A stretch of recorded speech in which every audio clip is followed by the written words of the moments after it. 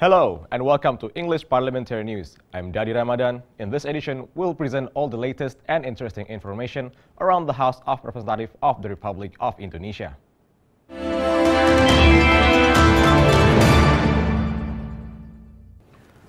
Commission 5 of the House deplores the neglected development of Trans-Medan Aceh railways, especially in the middle of infrastructure development target, which are bound to be fulfilled by the government.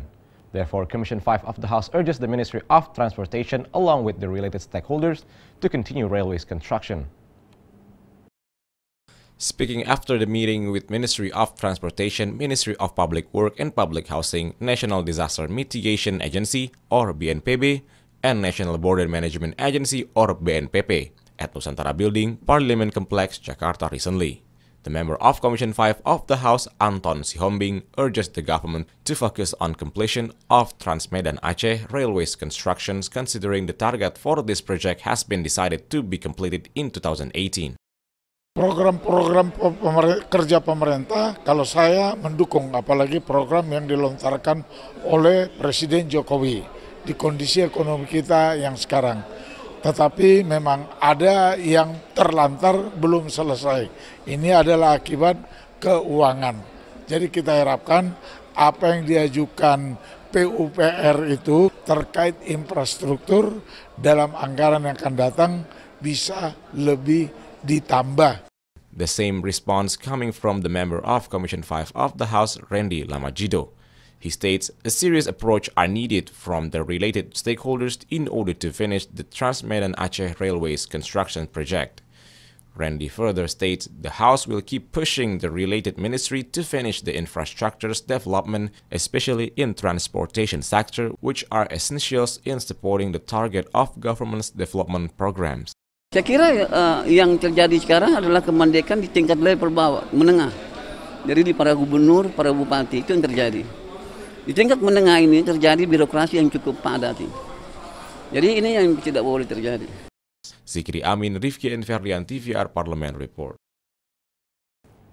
Special Committee on Corruption Eradication Committee or KPK's inquiry rights of the House affirms the existence of Special Committee is not aimed to attack and subdue KPK position.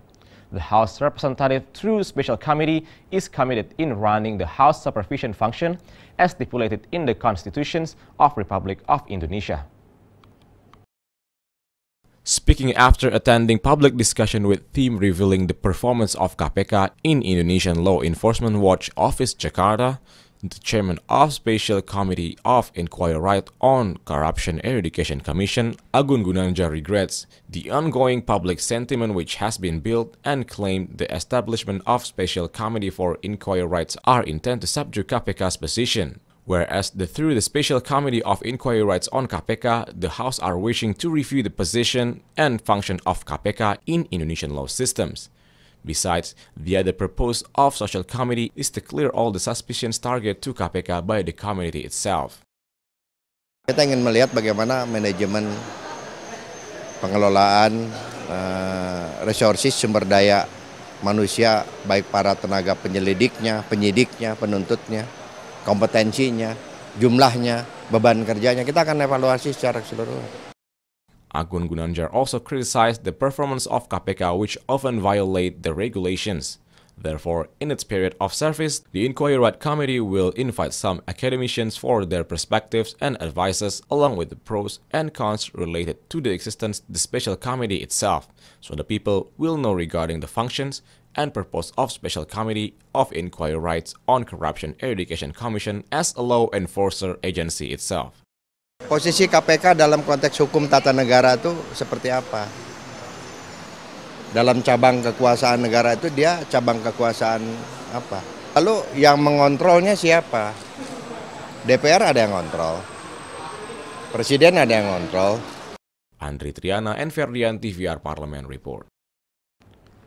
Commission 4 of the House urges the government to immediately establish National Food Security Agency, as stated in the law, which aims to provide a continuous affordable foods for the people, even after Ramadan and Eid Mubarak holiday season.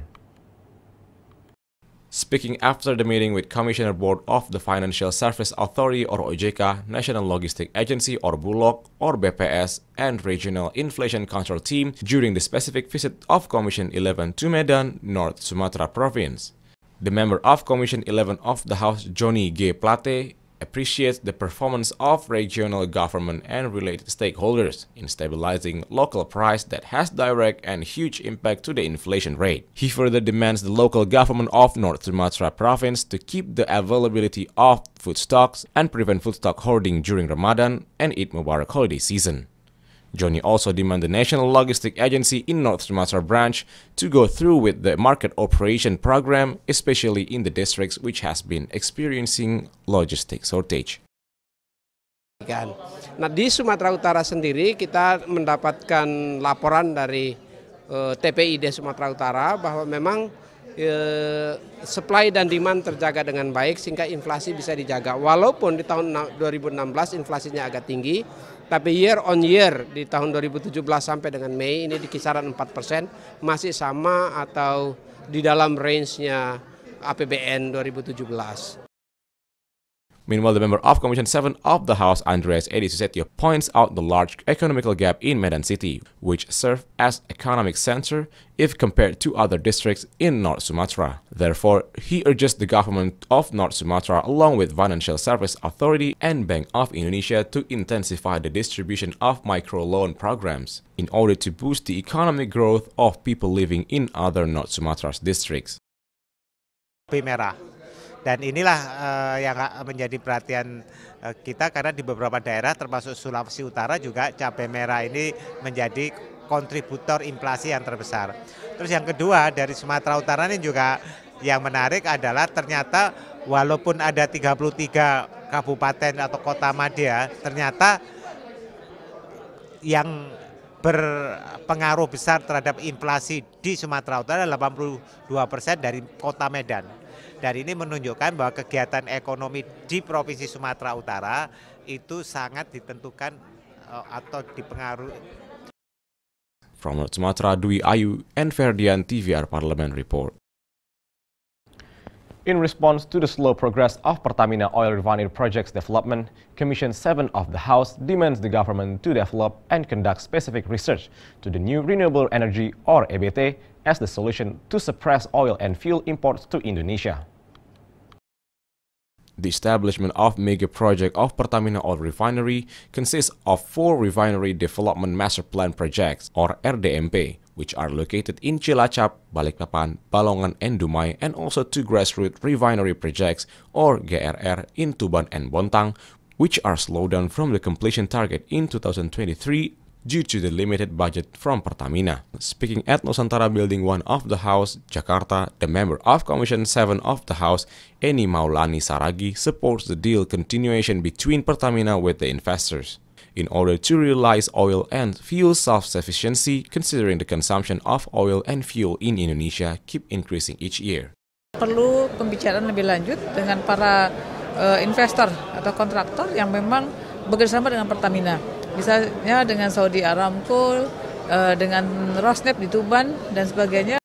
Eni Maulani also adds to realize national regency sufficiency target, the government must support the development of new renewable energy or EBT through budget allocation regulations or even incentive given to the investors in order to support the renewable energy development as a cheap and sustainable energy that could become the solution to the construction of Pertamina Oil Refinery, which been experiencing a deceleration. Harus mendorong untuk para investor, untuk anak-anak negeri, untuk membangun energi baru terbarukan. Harus disiapkan memang, paling tidak, karena gini, membangun energi baru terbarukan itu tidak gampang, tidak murah. Memang perlu dorongan dari pemerintah. Nanda, Dodi, and Ferdian TVR Parlemen report. The House of Representatives of Republic of Indonesia demands the government to take firm decisions relating to the minimum balance limit for compulsory tax report policy, which has experienced a significant change on minimum basis from 200 million rupiah to 1 billion rupiah, since the sudden policy modification could lead to confusion among the Indonesian people.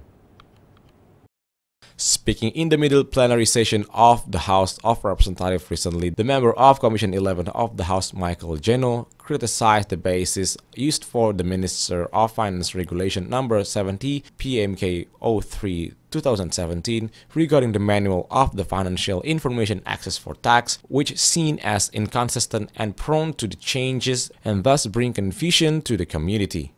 Responding to the basis problems, according to Geno, the government should have used a concrete standardization in determining the minimum balance limits, such as using the standard used by Deposit Insurance Agency or LPS, which about 2 billion rupiah, or by using the international standard, which takes about 250,000 US dollar. LPS kan menjaminkan sebesar 2 miliar. Itu aja biar bisa sinkron. Itu sebagai salah satu alternatif pakai standarnya LPS sebesar 2 miliar standar LPS untuk penjaminan dana nasabah. Atau kalau kita bicara ini dalam rangka untuk standar internasional kan 250.000 US. Itu aja pilihannya, 2 miliar atau 250.000 US. Moreover, Geno demand the government and tax officers' readiness both for regulation matters and the implementation of the automatic exchange of information policy in order to give clarity to the investor and not worsening the investigation climate in Indonesia, which been experiencing improvement lately. Regulasi nggak siap seperti ini tadi, pembatasan ini gitu kan, 200 juta, naik lagi 1 miliar, dasarnya nggak jelas, harus clear saja. Jangan sampai kebijakan-kebijakan itu berubah-ubah dalam waktu yang pendek, terkesan tidak ada dasar, terkesan tidak siap, itu akan mengganggu industri, akan mengganggu pelaku usaha, akan menimbulkan ketidakpastian terhadap masyarakat. Nanda Oktaviani, Dodi and Ferdian, Dpr Parlemen report. Indonesia and Japan has agreed to anticipate terrorism acts in both countries. The cooperation mentioned will be done by doing information exchange through each other intelligence agencies. The topic was first discussed in the visit of the new Japan ambassador Ishii Masafumi to the parliamentary complex Senayan recently. Member of Commission 7 of the House, Aryo Joyo Hadikusumo, says Japan has offered a help in providing information technology and intelligent data exchange as anticipation of every kind of terrorism acts in Indonesia. Aryo adds Japanese technological ability in anticipating terrorism acts has the same level with Western countries such as Australia, America, and the Great Britain. Menanggulangi terorisme tentu saja sistem teknologi untuk keamanan, untuk mencari tahu, memegang data sebanyak mungkin tentang pergerakan manusia, dan teknologi yang ditawarkan oleh Jepang kepada kami itu sangat membantu. Tentu saja kita akan pilih mana yang terbaik. Related to the upcoming 2018 Asian Games in Indonesia, Aryo hopes that Indonesia and Japan could strengthen its partnerships, especially in the national safety sector, considering that Indonesia and Japan will both become the host for international sports events. For further information, Indonesia will become the host for 2018 Asian Games, while Japan will become the host of 2020 Summer Olympics. Therefore, Aryo asserts the security and the comfort of athletes and delegations from the countries participated in the event should remain as main priority. Keamanan sangat penting, tentu saja kita ingin memberikan pengalaman yang terbaik bagi para penonton Asian Games, tetapi keamanan lebih penting lagi. Ferdian and Kiki, Dpr Parlemen report. Commission 7 of the House demand Pertamina and State Electricity Company or PLN to guarantee gas, liquefied petroleum gas or LPG, and electricity availability as the anticipation moves to the increasing electricity, gas, and fuels demand during and post-2017 Eid Mubarak celebration. In the series of specific visit, Commission 7 of the House to Fuel and Gas Terminal of Pertamina Surabaya Branch, East Java Province, Commission 7 of the House held meeting with representatives from Pertamina and PLN, which aims to monitor the availability of fuel and gas and electricity during the upcoming Eid holiday season. Met in separate location, the Vice Chairman of Commission 7 of the House, Satya Widya Yuda, optimistic that there will be no electricity shortage during Eid Mubarak celebration, since most of the industrial company will stop their productions and thus decreasing their electricity exertion. Meanwhile, for the gas and fuel availability, Satya convinced that Pertamina will be able to keep the fuel stock during holiday Eid season. However, Satya Yuda demand Pertamina to use the data of fuel and gas consumption from previous years in order to predict the sum of fuel and gas demand during Eid Mubarak holiday season this year. Jadi listrik tidak terlalu mengkhawatirkan, tetapi untuk BBM dan LPG perlu mendapatkan pengawasan yang ketat. Di samping itu juga kita meminta adanya koordinasi antar instansi. Ya, karena mengingat jalur-jalur tertentu itu tentunya perlu kerjasama antara instansi satu dengan yang lain. Maka itu menjadi fokus kita, bekerja sama dengan jasa marga, terutama untuk jalan-jalan tol ya, atau mungkin di daerah yang padat penduduk ya, dengan pemerintah daerah setempat gitu. Tentunya itu harus menjadi prioritas bagi Pertamina. The member of Commission 7 of the House, Kurtubi, mentions there will not be a problem in regards of electricity availability in East Java, since the electrification system in Java and Bali has been well integrated, where a part of electricity production in East Java has been distributed to regions in Central Java and Bali.